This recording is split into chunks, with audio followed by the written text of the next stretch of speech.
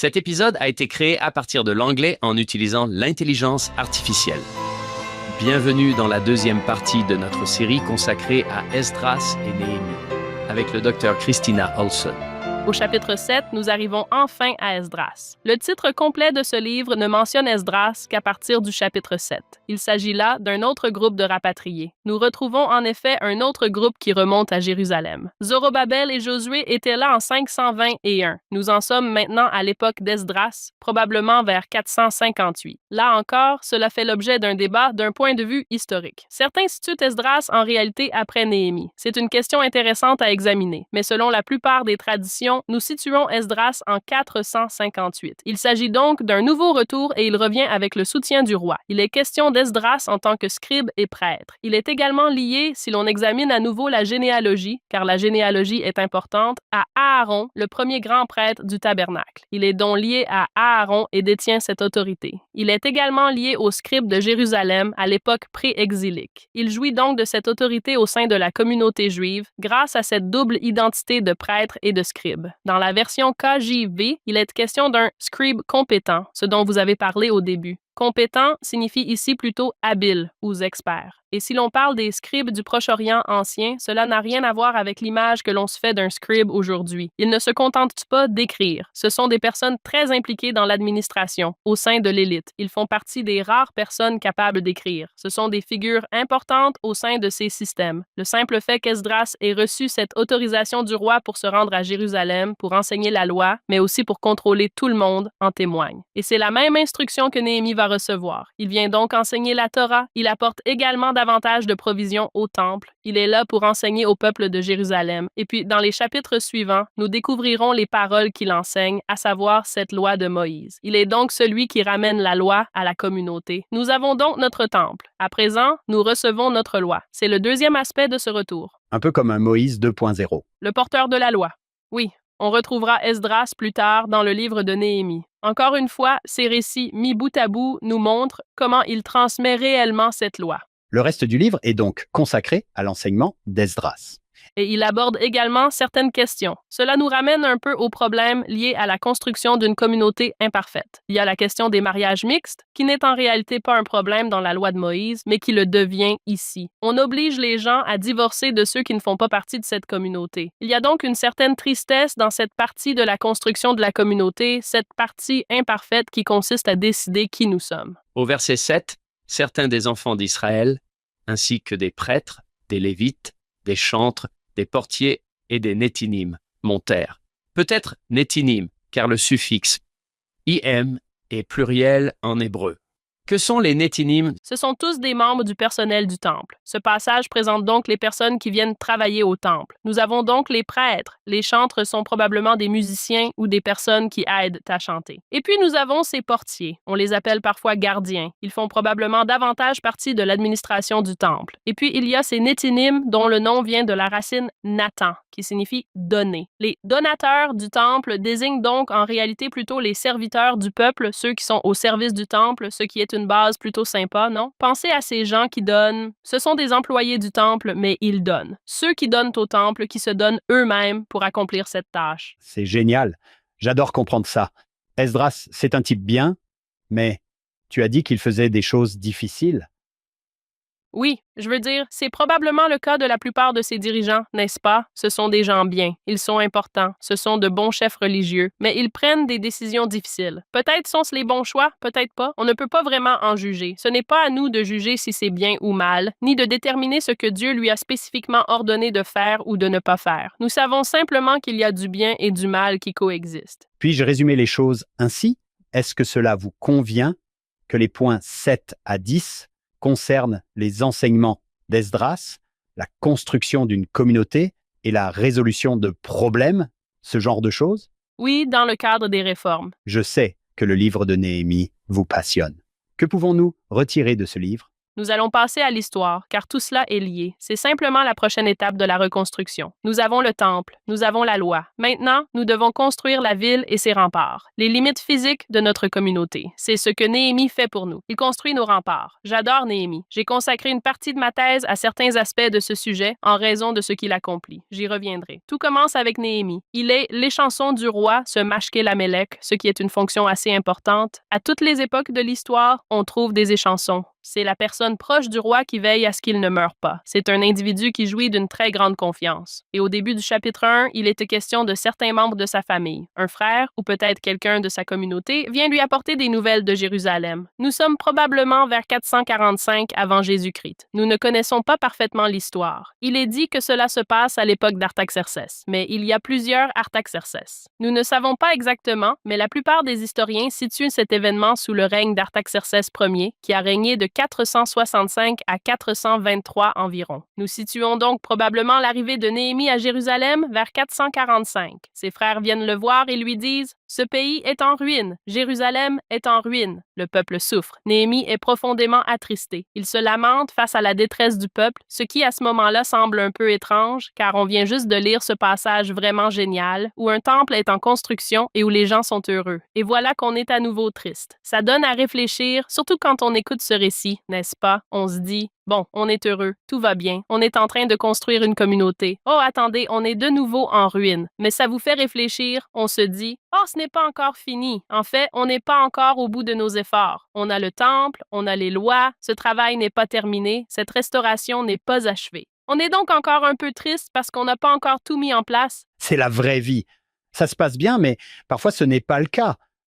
Alors, Ou ça peut être les deux à la fois, n'est-ce pas? À l'époque perse, Jérusalem est encore en ruine. L'économie va bien, mais elle est loin d'être ce qu'elle était sous certains rois précédents. Il est donc triste. Il se rend auprès du roi. Le roi remarque son air abattu et lui demande ce qui ne va pas. Au chapitre 2, on en arrive là. Ce sont les versets qui, selon moi, sont vraiment significatifs et dont je parle beaucoup dans mon travail. Au verset 3, le roi demande « Pourquoi es-tu affligé? Es-tu malade? » Et il répond « Non, je ne suis pas malade. Je suis simplement très triste. Pourquoi mon visage ne serait-il pas triste? » Je vais vous donner la version du roi Jacques, puis ma propre traduction. La ville, le lieu où reposent les tombeaux de mon père, est en ruine, et les portes sont consumées par le feu. Elles ont été détruites. Qu'il s'agisse du souvenir historique de leur destruction par les incendies allumés par les Babyloniens ou d'incendies plus récents, nous ne le savons pas vraiment, mais nous saisissons l'idée d'une destruction vraiment terrible. Puis le roi lui demande « Quelle est donc ta requête? » Et il répond « Si cela plaît au roi, si ton serviteur a trouvé grâce à tes yeux, envoie-moi en Juda. Envoie-moi dans la ville où se trouvent les tombes de mes pères afin que je puisse la reconstruire. » C'est là que je m'arrête longuement pour réfléchir au contexte de son appel. En effet, il ne nomme pas explicitement Jérusalem ici. Dans toute cette conversation, il ne dit pas « Oh, Jérusalem est détruite. Je dois aller la reconstruire. » Il fait simplement référence à la maison où se trouvent les tombes de mes pères. J'ai déjà évoqué l'importance des tombes pour l'héritage et le fait que des gens viennent en retirer les ossements pour les profaner et faire perdre cet héritage. Mais les tombes constituent également cet aspect très permanent d'une famille, d'une maison, de ce foyer, de cette parenté de famille et de lignée. Il est donc essentiel de posséder cette tombe. C'est votre titre de propriété sur votre terre, votre titre d'héritage. C'est pourquoi nous ne cessons de parler d'Abraham et de la grotte de Macpéla. On le voit tout au long des récits dans les livres des rois et des chroniques. On évoque les sépultures des rois dans la cité de David, ainsi que dans les livres des rois et des chroniques. Il est très important de noter l'emplacement des sépultures, de les connaître, de s'en souvenir et d'entretenir ces tombes. Il existe dans le monde antique et encore aujourd'hui ces traditions selon lesquelles les tombes sont des lieux de mémoire. Nous continuons à revenir sur nos tombes. Nous revenons là où nous avons enterré nos proches, à la fois pour conserver leur mémoire, mais aussi pour maintenir ce lien avec eux. C'était encore bien plus vrai dans l'Antiquité. Nous avons évoqué le fait que Léhi et sa famille sont partis. Ils ont quitté leur foyer, mais ils ont également laissé derrière eux les tombes de leurs pères. Il ne restait plus personne pour s'occuper de la tombe familiale, ni pour prendre soin de leurs proches. Une chose vraiment intéressante que j'ai découverte au cours de mes recherches, en observant les tombes autour de Jérusalem, les ruines détruites et les sites de peuplement, c'est que la couche sédimentaire est beaucoup plus fine. Il n'y avait donc pas autant de monde qui vivait là-bas. Une partie de l'élite était partie. Mais si l'on observe ces tombes qui ont été construites, c'est-à-dire creusées dans la roche, elles datent de l'âge du fer, à l'époque des rois. Selon la tradition des tumulus, on entrait dans cette tombe, qui ressemblait à une pièce entourée de bancs. On y déposait le défunt, on le veillait et on y accomplissait un rituel de deuil pendant environ une semaine. Ensuite, on laissait le corps sur place. On y retournait probablement au cours de l'année. Mais au bout d'un an, lorsque le corps s'était désintégré et qu'il ne restait plus que les os, on rassemblait ces derniers et on les déposait dans un trou ou une sorte de cavité de collecte. On rassemblait donc tous les ossements de ses ancêtres, des personnes dont on héritait. On y trouvait également des restes, des objets et des poteries. Il existe un site appelé Ketef Hinnom, ou ces tombes de Mamilla, situées près de la ville de Jérusalem. On constate une continuité dans certains des objets. Même après la destruction par les Babyloniens, on trouve encore dans ces tombes des objets datant de la période perse. Cela indique que ces tombes ont continué à être utilisées pour perpétuer la mémoire des défunts. Elles n'ont pas été pillées comme le sont de nombreuses autres tombes. Dans le monde antique, les tombes sont une proie facile pour les pilleurs, mais quelqu'un se souvenait de ces tombes et avait les moyens de les protéger pour s'assurer qu'elles ne soient pas pillées, car il y en avait beaucoup d'autres aux alentours, notamment autour de Jérusalem. Or, il y en a quelques-unes qui n'ont pas été pillées et qui contiennent encore des objets datant de la période perse. L'une des choses que je soutiens, c'est que ces gens qui vivent à Jérusalem, au milieu des ruines, la ville a été détruite. Ils sont plus éloignés de ces tombes, car la ville est beaucoup plus petite. Ils continuent néanmoins de se rendre sur ces tombes. Ils continuent de se souvenir de leur mort, car ce lien avec leurs défunts est essentiel pour revendiquer à la fois leur héritage et leurs droits sur la ville, ainsi que les traditions qu'ils transmettent à travers ce culte de Yahweh. Lorsque Néhémie vient ici et dit au roi « Voici la ville ou cette maison où se trouvent les tombes de mes pères »,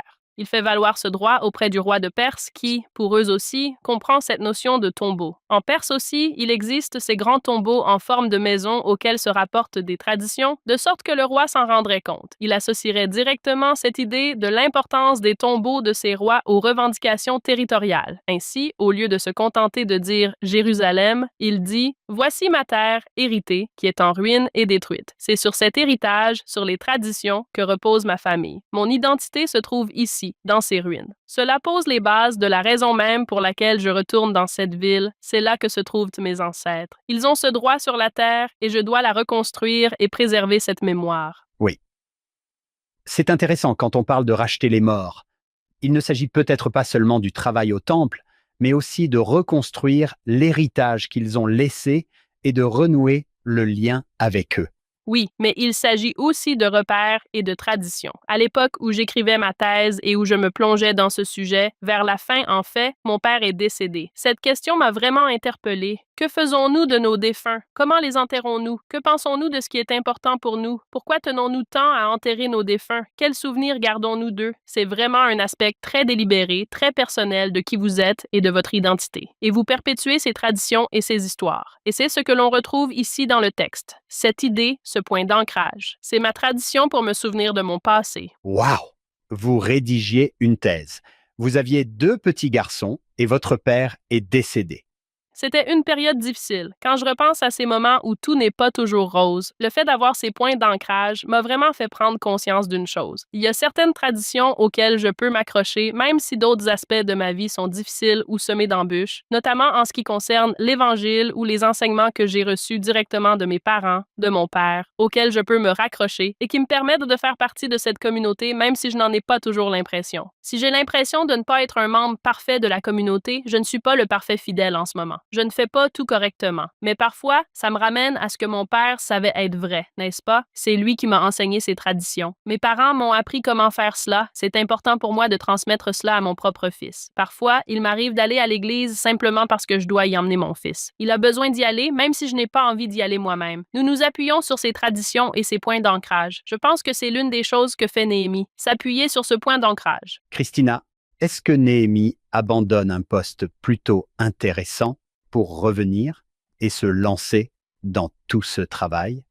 Oui, il vit probablement au palais où il mène une vie de luxe avec des serviteurs et à l'oreille du roi. Et il ne renonce pas complètement à tout cela. Il construit le temple. À un certain moment, il retourne effectivement en Perse, mais il reviendra 12 ans plus tard. Mais oui, ce n'est pas une mince affaire de se dire simplement « Bon, je vais y aller. Je vais passer un peu de temps à Jérusalem. C'est un grand pas, une décision importante à prendre. » Si l'on se trouve en Perse, qui correspond aujourd'hui à quoi? L'Irak? Combien de temps faut-il pour se rendre à Jérusalem? Pour en revenir à Esdras, une partie du chapitre 7 traite en fait non pas du voyage lui-même, mais de sa préparation. Je veux dire, il est dit qu'il faut 5 mois pour s'y rendre. Il faut sans aucun doute traverser un désert. Waouh, ça semble dangereux aussi, car ces vases contenaient beaucoup d'or, d'argent et d'objets précieux que vous transportiez à la vue de tous. Nous avons récemment eu notre conférence de Pieux et le président Swinton, notre président de Pieux, a parlé de son retour pour aider à la reconstruction du temple de Nauvoo.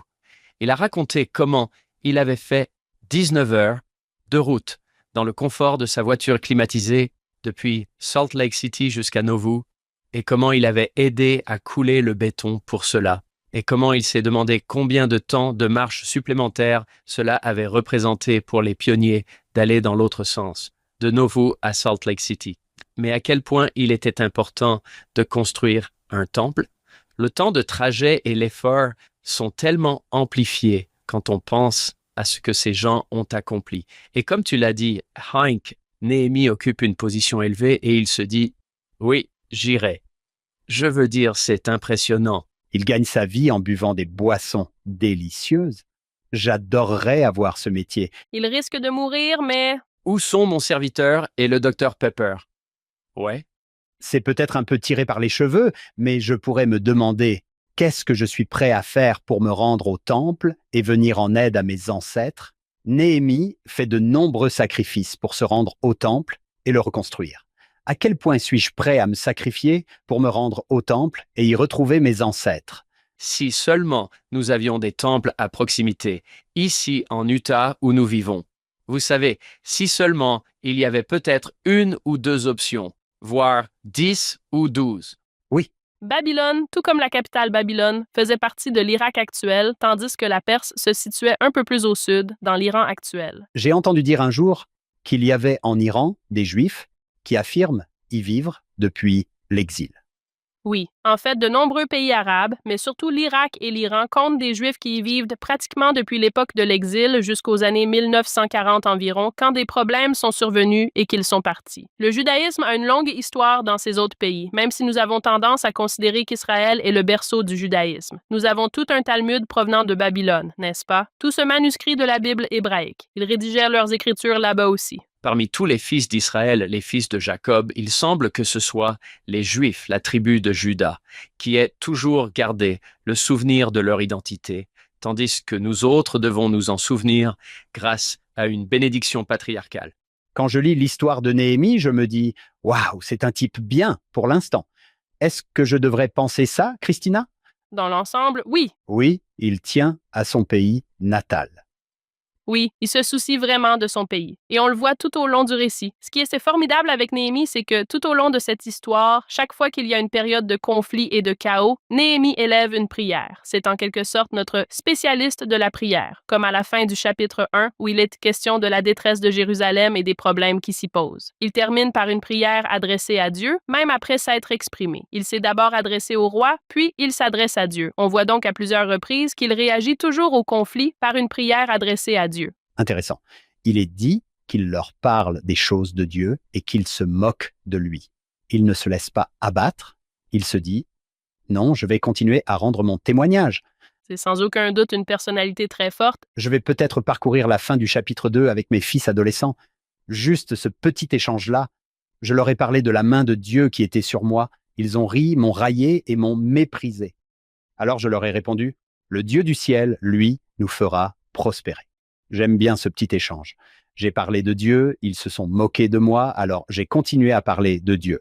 Oui, et cela fait en quelque sorte partie intégrante de la manière dont Néhémie réagit et répond à ses adversaires. Nous découvrons enfin les noms de ses adversaires, qui sont similaires à ceux dont il est question dans les livres d'Esdras et de Néhémie. Il y a Sanballat, Tobia et Geshem. Ce sont des chefs régionaux. Ils ont probablement des droits légitimes sur ces terres. Et dans certains chapitres suivants, on voit qu'ils ont des liens avec les grands prêtres du temple. L'un de leurs fils est marié à la fille du grand prêtre. Ils ne sont pas vraiment en marge de la communauté. Ils en font pleinement partie. Ils adorent Yahvé. Ils ont des liens avec des membres du corps sacerdotal du temple. Mais on assiste à cette opposition entre, d'un côté, et Néhémie est arrivé, il construit la muraille. On perçoit un peu ce parallèle avec Esdras. Ils veulent t'aider. Néhémie répond, non, vous ne faites pas partie de notre peuple. Vous ne pouvez pas nous aider. Alors ils se mettent en colère. On trouve d'autres lettres adressées au roi. Mais on assiste aussi à ce drame. Dès son arrivée, il se heurte immédiatement à une opposition. Ses dirigeants viennent à sa rencontre. Ils lui disent en substance, tu perturbes en quelque sorte l'équilibre de notre système. On ne t'aime pas. Il est donc dit que la nuit venue, il doit sortir en secret et faire le tour de la ville pour l'inspecter en cachette. Puis il explique à tout le monde ce qu'il est venu faire. On assiste ici à une confrontation plus directe. Ses dirigeants lui disent « Nous ne t'aimons pas, tu ne devrais pas être ici ». Et il répond « Je dois être ici ». Cela renvoie une fois encore à cette revendication du territoire. Mes ancêtres sont ici. Les tombes de mes pères sont ici. Vous n'avez aucun droit sur cette terre. Il leur dit, vous n'avez pas les tombes de vos pères ici. Ce n'est pas d'ici que vous venez. Et il revient vraiment à ce message en affirmant, je clarifie ici nos frontières. Vos ancêtres ne sont pas enterrés ici. Les miens, oui, c'est donc notre terre, et c'est notre Dieu qui est le Dieu du ciel. Et c'est en fait une expression très intéressante, cette expression « Dieu du ciel ». On commence à la voir dans Esdras ainsi que dans Néhémie. C'est une expression qui n'est pas très courante. On ne le trouve que dans des textes post-exiliques comme Daniel, Job, les psaumes. On le rencontre 2 fois dans la Genèse, mais ce n'était pas vraiment un terme courant pour désigner Dieu auparavant. On ne trouve pas non plus dans Esdras et Néhémie la moindre description d'autres dieux, alors que dans les récits antérieurs, on s'opposait aux prêtres d'autres dieux. On y reconnaît un prêtre de Baal. C'est un antagoniste assez courant dans les récits antérieurs sur les rois. Mais dans Esdras et Néhémie, il n'est fait mention d'aucun autre dieu. On commence vraiment à percevoir ces signes distinctifs indiquant que notre Dieu est le Dieu unique, qu'il est universel. Il est dans les cieux, il règne sur tout, il dirige. C'est lui qui tire les ficelles avec ses autres rois étrangers, avec Cyrus, avec d'autres dirigeants. Dieu est le seul roi, il règne sur tout. Il commence même à ne plus reconnaître l'idée que d'autres peuples aient d'autres dieux, car Dieu est notre Dieu suprême. Nous construisons un temple et il y réside, mais sa présence peut être ressentie ou perçue n'importe où ailleurs. Et cela renvoie à l'évolution de ce qui deviendra le judaïsme, à savoir le fait que nous pouvons adorer Dieu sans notre temple. Nous pouvons avoir accès à Dieu même si nous ne sommes pas dans son temple. Le temple est important, mais il n'est pas absolument nécessaire d'avoir ce temple pour adorer Dieu. Cela nous ramène à ce qu'Esdras a fait en fixant les limites. Était-ce juste? Ne l'était-ce pas? Nous ne le savons pas. Il semble qu'ils aient voulu adorer Dieu tout comme Yahweh. C'est leur même Dieu, mais ils ne font pas partie de cette communauté. Et plus tard, ils construisent un temple à Samarie, ce qui, encore une fois, quand on lit cela, parce qu'on le lit du point de vue de la Bible hébraïque de l'Ancien Testament, on se dit « Oh, ce n'est pas bien, il y a un temple là-bas ». Mais on pourrait aussi voir les choses ainsi. Et ces gens-là adorent eux aussi Dieu. Ils veulent un lieu de culte. Il y a également des luttes politiques en jeu. Qui détient le contrôle de cette maison de Dieu? Christina, selon toi, s'ils acceptaient simplement que d'autres viennent prier avec eux, ils s'épargneraient bien des problèmes. Mais en même temps, au milieu de ces problèmes, ils essaient de rester fidèles malgré les difficultés qu'ils ont eux-mêmes créées. C'est exactement ma vie. J'essaie de rester fidèle au milieu des problèmes que j'ai moi-même créés.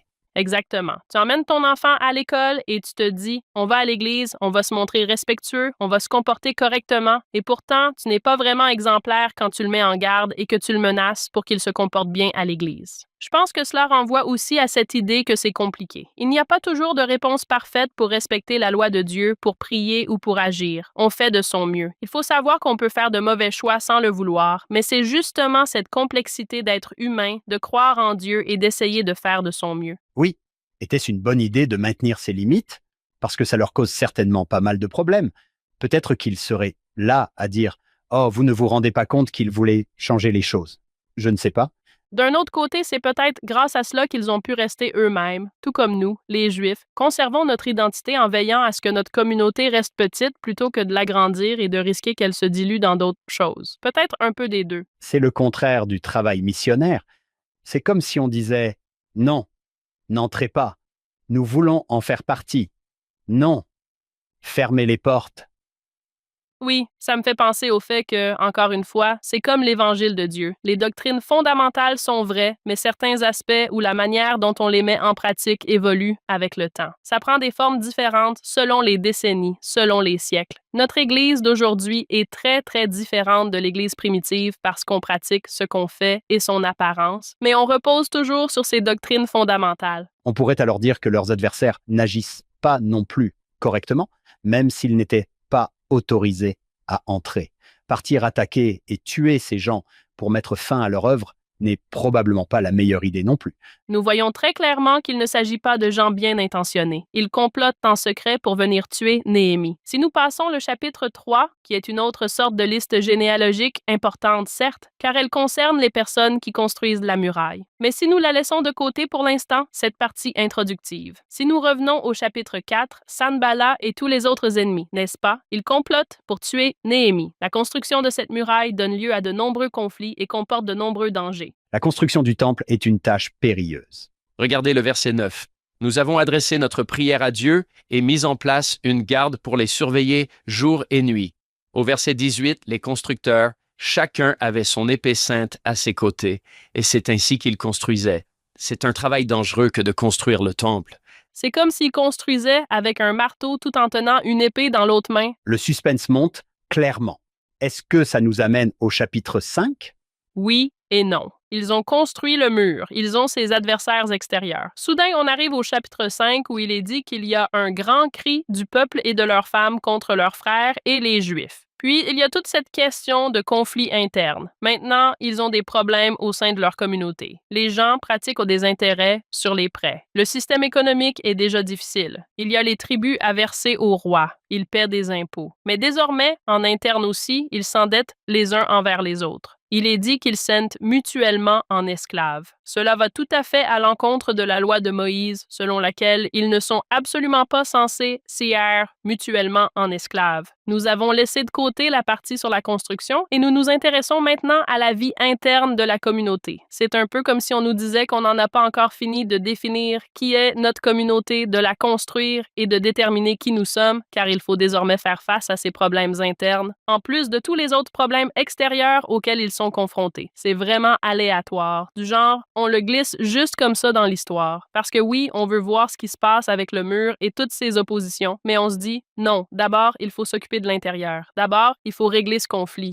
Voilà Néhémie pour vous. Il a dû gérer tous ces problèmes. On dirait un sacré bon leader. Je pense à tous ces évêques, présidentes de la société de secours ou présidents de pieux qui essaient de gérer tous ces problèmes externes, et puis mes fidèles se mettent à se disputer entre eux, et on se dit « Oh, d'accord, des problèmes internes, maintenant. » C'est le moment où Néhémie se rend auprès de sa communauté et leur dit « Il faut que vous arrêtiez ça. » Il les oblige à restituer les intérêts. Il redresse en quelque sorte les torts. C'est là qu'il dit aussi « Je suis gouverneur de Perse, mais je travaille à vos côtés. Je ne prélève pas vos impôts. Je ne prélève pas vos tributs. C'est en quelque sorte une preuve donnée à Dieu. Je fais ton œuvre. Je suis le dirigeant que tu veux que je sois et je donne l'exemple. » Puis nous arrivons au chapitre 6. Nous revenons à la construction de la muraille. C'est là que l'antagonisme s'intensifie avec l'idée que ces dirigeants tentent de tuer Néhémie, de l'assassiner par divers stratagèmes et complots, en l'invitant à des réunions en disant « Nous devons venir te rencontrer. » Et il répond « Non, je fais mon travail ici. Je n'irai pas, sachant qu'ils veulent lui faire du mal. » Il soudoie être un responsable du temple, mais Néhémie voit clair dans ses mensonges. Viens te mettre à l'abri dans le temple. Viens t'enfermer dans le temple pour qu'ils ne te tuent pas. Ils essaient de te tuer. Néhémie répond « Je n'ai même pas le droit d'être dans le temple. Je ne suis pas prêtre. » Il voit donc clair dans les manœuvres auxquelles recourent ses adversaires, ses ennemis, pour le tuer et mettre fin à ce chantier de construction des remparts. Si l'on replace cela dans le contexte du Proche-Orient ancien, on imagine des remparts entourant une ville en ruine. En réalité, nous ne disposons pas de beaucoup de preuves archéologiques concernant l'existence de remparts à l'époque perse. S'il y en avait eu, ils n'auraient sans doute pas été très bien construits. Et ce n'était pas la plus grande ville du monde à l'époque perse. Mais ce concept de construction d'un rem est en fait lié à la royauté dans le Proche-Orient ancien. L'héritage d'un roi, c'est de construire une ville, de l'entourer de remparts et ainsi de la protéger afin qu'elle puisse résister à toute menace. Ce concept de construction de remparts était bien perçu et il s'en servait comme d'une menace. Il disait « Nous allons écrire au roi pour lui dire que vous construisez un rempart. Vous essayez de vous rebeller. Vous essayez d'usurper le trône du roi de Perse et de devenir votre propre roi.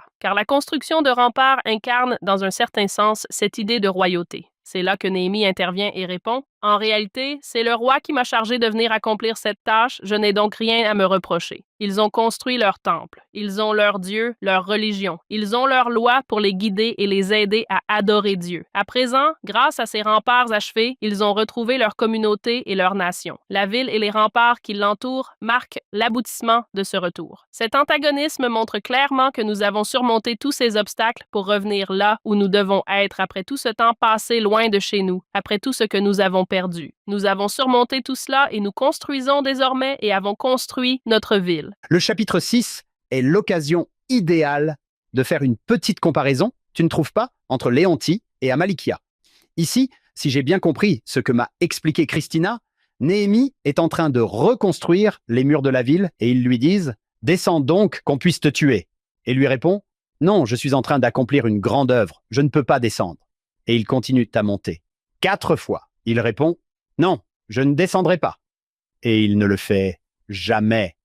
John, je sais que tu es connu pour l'histoire de Léontie et Amalikia. Si ça ne te dérange pas de la raconter, comparons-la à cette histoire. Merci. Dans le livre de Mormon, comme tu le sais, il y a ce personnage, Amalikia. On est en plein règne des juges, mais il veut devenir roi. Le capitaine Moroni doit le chasser et Amalikia va chez les Lamanites, les persuade en disant « Allez, attaquons les Néphites et forçons-les à me faire roi, parce que l'élection n'a pas marché. » Il rassemble cette armée, mais en chemin, pour résumer l'histoire, un personnage nommé Léontie déclare « Nous n'avons aucune raison d'aller combattre les Néphites. » Il emmène un groupe de partisans, soit la majeure partie de l'armée lamanite, et monte au sommet du mont Antipas. Tout à coup, Amalikia, en bas, se dit « Je ne peux pas vaincre les Néphites avec cette petite armée. Que dois-je faire ?» Il envoie donc des messagers gravir la montagne pour dire « Hé Léontie, descends et viens parler à Amalikia. » Léontie répond « Non. » Ils redescendent donc et rapportent à Amalikia. Il a dit qu'il ne viendrait pas. Et ils répondent « Eh bien, retournez, lui demander. Dites-lui de descendre ici. » Ils remontent donc jusqu'au mont Antipas et disent « Salut, Léontie, c'est encore nous, les gars d'Amalikia. Écoute, il veut juste te parler. Descends de ta montagne. » Et Léontie répond « Non. » Ils redescendent donc et disent « Amalikia, il ne descendra pas. Et vous m'avez déjà entendu plaisanter. » Amalikia dit « Ils descendront de la montagne quand ils viendront. » J'aurais aimé que ça soit écrit comme ça aurait été drôle. Il dit « Allez lui dire de descendre. Dites-lui que je veux juste lui parler. » Alors il remonte. Je veux dire, il y a une expression qu'utilise Léontie et qui sonne très bien. Nous sommes fermement résolus dans notre esprit. Nous ne nous laisserons pas contraindre à nous opposer aux Néphites. Ils répondent « D'accord. » Ils redescendent donc, et Amalikia dit « Ce n'est pas dans le texte, mais il dit probablement « Si tu veux que quelque chose soit bien fait, tu dois le faire toi-même. » Ils remontent, envoient la délégation une 4e fois, et ils disent « Amalikia est juste en bas du sentier. Donne-moi cette pomme de pain, je vais te montrer. » Boum, pas vrai? Et elles éclatent. Il est juste là, en bas. J'adore cette idée de se calmer un tout petit peu. Les façons dont on peut appliquer ça sont plutôt amusantes. Léontie descend un peu, aperçoit Amalikia, que l'on qualifie de rusé, de flatteur et d'assassin. Et Amalikia dit « Eh, je ne suis pas ton ennemi, je suis ton ami. » Encore une fois, je suppose que c'est parce qu'il est flatteur. Il dit « Je veux juste apprendre de toi, Léontie. Tu es un si grand général. Voici mon idée. Fais descendre ta grande armée pendant la nuit. Elle encerclera ma petite armée. Quand ma petite armée te verra, elle dira « Oh, rendons-nous, ces types sont des Lamanites. C'est mon frère, en fait. » Salut Ted, formons à nouveau une grande armée heureuse. Léontie répond « D'accord. » Et nous, on se dit « Ne fais pas ça, Léontie. » Il descend de nuit et encercle l'armée d'Amalikia. L'armée d'Amalikia se réveille. Tout ce qu'ils avaient prévu se produit. Et Amalikia dit « Je te livrerai mon armée si tu me nommes commandant en second. » Comme le dit le livre de Mormon, il désirait être le commandant en second. « Je veux juste apprendre de toi. » Que se passe-t-il alors? Eh bien, tout le monde se réveille. L'armée d'Amalikia se rend à Léontie. Désormais, Léontie est aux commandes. Amalikia est commandant en second. Et vous savez tous les deux que si vous êtes commandant en second, que vous voulez vraiment être le commandant en chef et que vous n'avez absolument aucune conscience, que faites-vous? Il faut le tuer. Et comment fait-il pour le tuer? C'est tellement... Merci, Mormon, de l'avoir résumé ainsi. Il l'empoisonne petit à petit. Si je m'approche de vous avec une épée, un javelot ou un cimeterre, vous connaissez mes intentions.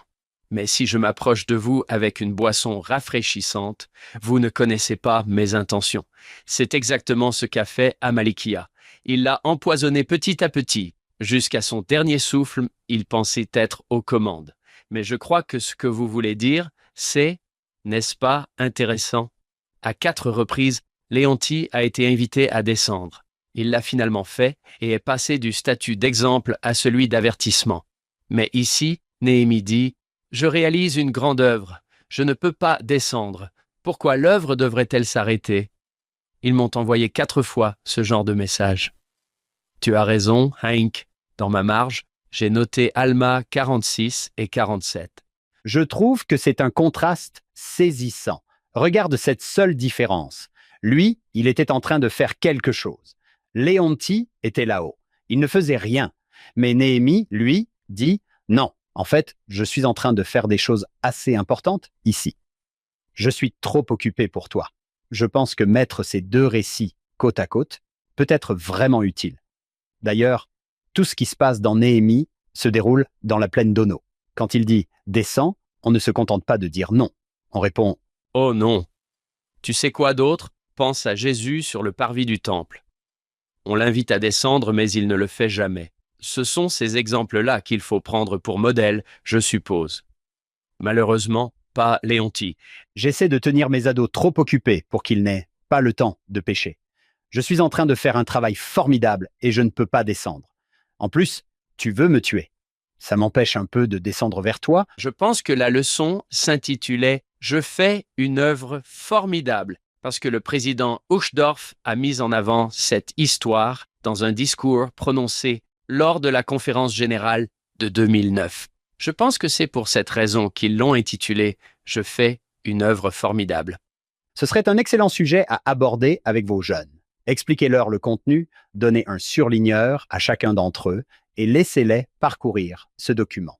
Merci de nous avoir permis de faire ce petit détour, Christina. J'aime bien le parallèle entre le fait qu'il travaille et Léontie qui, lui, ne travaille pas. Et cette idée qu'il est très facile de laisser la complaisance nous éloigner de Dieu, c'est vraiment facile. Notre vie et notre société comportent de nombreux aspects qui nous facilitent la vie, surtout par rapport au monde antique. À l'époque, les gens devaient en quelque sorte travailler sans cesse. Nous disposons de beaucoup plus de temps libre. C'est parfois l'aspect le plus dangereux de notre vie. Et les distractions aussi, pourrait-on dire.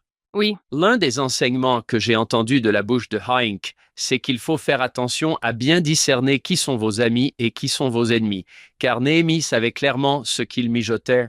On dirait que Léontie n'en était pas tout à fait sûr. Est-ce un ami ou un ennemi? Surtout un type qui vous offre à boire. Si tu fais quelque chose que tu t'étais juré de ne jamais faire et que tu te retrouves à le faire, c'est que tu es en train de te faire empoisonner. Et n'est-ce pas intéressant que Léontie pense avoir le contrôle tout le temps, mais qu'il l'ait perdu dès qu'il a un tout petit peu baissé sa garde? C'est à ce moment-là qu'il a réellement perdu le contrôle de la situation. Waouh! Merci, John. Merci d'avoir fait ça. Merci, Christina. Continuons. Que va-t-il arriver à Néhémie ensuite? Très bien. Eh bien, il achève enfin la construction de la muraille. C'est ce qu'on lit au verset 15. La muraille fut achevée le 25e jour du mois d'Éloul. Ce à quoi on s'attendrait dans cette histoire, c'est « Bon, on est content. Notre mur est construit. » Mais l'histoire continue. Elle poursuit en disant qu'il y avait encore de l'opposition. Et puis on boucle la boucle avec le chapitre 7 qui revient encore une fois sur le fait que ces livres sont liés en revenant à cette idée. Nous avons notre temple, nous avons notre loi, nous avons notre ville et nos murs. Maintenant, nous les réunissons. Et voilà qu'Esdras revient. Il ne se sont probablement jamais rencontrés en personne. Mais nous avons le récit du retour d'Esdras, qui transmet et enseigne la loi au peuple, ce qui constitue également un aspect différent et très intéressant de la religion qu'il n'avait jamais vu auparavant. Cette idée qu'il ne se contente pas de transmettre la loi oralement, c'est-à-dire en la leur récitant, mais qu'il envoie également les autres prêtres et scribes pour qu'ils l'enseignent. Ils vont donc vers le peuple pour lui enseigner la loi, pour l'aider à la comprendre. Ils font véritablement de cela un aspect plus communautaire du culte. On n'avait jamais vu cela auparavant. Ils leur donnent ce contrôle ou ce lien avec Dieu qu'ils n'avaient pas auparavant. Les prêtres s'en chargeaient, le roi s'en chargeait. C'était son rôle d'être le médiateur auprès de Dieu. Nous formons désormais une communauté. Nous formons un peuple. Et désormais, c'est à nous tous, à la communauté, qu'il revient de le faire individuellement. Vous apprenez la loi, vous la suivez et vous adorez Dieu en conséquence. Christina, ils forment désormais une communauté. La reconstruction est, à tous égards, achevée. De quoi traite le reste du livre? On y trouve un peu de tout, un mélange hétéroclite d'histoires. Au chapitre 7, on y trouve une petite indication. Ils ont achevé la loi. L'opposition est toujours présente. Au chapitre 12, en tant que communauté, ils parcourent la ville et aboutissent à l'une des portes du temple au cours de cette procession. Au chapitre 8, ils font venir Esdras, et c'est le peuple qui s'adresse à lui. Esdras tua la loi, et il enseigne la loi, c'est-à-dire qu'il la lit à haute voix et l'explique au peuple. On retrouve cet aspect de culte communautaire. Cela prend donc une journée consacrée à la loi où tout le monde participe à l'étude de la loi. Au verset 10, l'idée d'une célébration est présente. Les murs sont donc construits, ils apprennent la loi, et il leur dit « Allez, mangez les mets succulents, buvez ». Célébrez donc, célébrez le fait que les murs sont construits. La dernière ligne de ce verset est également très belle. On y lit « Car la joie du Seigneur est votre force ». Le mot utilisé ici pour désigner la joie n'est pas le mot courant qui exprime cette notion générale de joie. Ce mot est différent. On utilise « simcha » pour cette joie tout à fait générale. Le mot utilisé au verset 10 s'appelle « shedva ». Et en réalité, il n'est utilisé qu'une seule autre fois dans la Bible hébraïque, dans les Chroniques. Et c'est dans le contexte de la joie et de la force. Il y a donc ici un jeu de mots qui dit que la joie du Seigneur est votre force. C'est un type de joie différent de la simple notion générale de bonheur ou de joie. On ne le trouve qu'à un seul autre endroit. Puis, le deuxième jour, c'est là que cela concerne davantage les dirigeants, les prêtres, les chefs de famille. Et nous assistons à un autre rétablissement de cette fête des tabernacles, la tradition de Soukkot. Encore une fois, cela nous ramène à notre exode, bouclant ainsi la boucle. À présent, nous célébrons la Soukha. Nous demandons à tout le peuple de construire ses propres soukhot, ses propres cabanes, pour célébrer cette fête. C'est un moment de joie collective et l'occasion de célébrer cet événement d'une manière qui n'avait jamais été pratiquée auparavant. C'est la fête des tabernacles, c'est bien ça? Oui, il s'agit surtout de tout ce qui indique un bâtiment non sécurisé, une habitation. Et même au verset 17, quand on en parle, il est dit que ceux qui font cela sont toute l'assemblée de ceux qui sont revenus de la captivité et qui ont dressé des cabanes. Encore une fois, il s'agit des personnes qui sont revenues de la captivité de cet exil actuel, mais cela fait également référence à la captivité en Égypte. Pour conclure ce lien avec l'histoire d'Esdras et de Néhémie, nous abordons ensuite les chapitres 11, 12 et 13. Il conclut le récit en poursuivant les réformes et en mettant en place la loi. C'est là que nous retrouvons une autre question, en réalité la même question des mariages mixtes, mais avec une qui s'inscrit dans cette idée d'établir notre communauté et de définir qui nous sommes. La fin des livres d'Esdras et de Néhémie ne vous laisse pas sur une note tout à fait joyeuse. On est heureux, mais pas tout à fait. Nous sommes en exil. Nous avons reçu l'édit de Cyrus. On s'attend donc à ce qu'Esdras et Néhémie soient l'aboutissement de tout cela, n'est-ce pas? Tout va bien, nous sommes heureux, épanouis, mais ce n'est pas le cas pour eux. C'est pourquoi ce passage fait le lien avec le Nouveau Testament. Ils ne sont pas encore tout à fait arrivés à destination. Nous sommes toujours dans cette période de retour et de reconstruction. Et c'est là l'héritage du judaïsme et la manière dont il évolue. Nous en sommes toujours là, ils gardent toujours espoir en l'avenir tout en se souvenant du passé et des traditions, mais il reste encore beaucoup à venir. Christina, c'était fantastique. J'ai l'impression de vraiment mieux comprendre ces textes. John, je l'ai déjà dit, une partie de l'adoration de Dieu consiste à l'adorer de tout son esprit, de toute sa puissance, de tout son cœur et de toute sa force. J'ai donc l'impression que lorsque je prends le temps d'écouter quelqu'un qui s'y connaît vraiment, comme Christina, et que je comprends vraiment, c'est une forme d'adoration. J'adore le fait qu'on ne laisse pas notre intelligence à la porte quand on vient à l'église.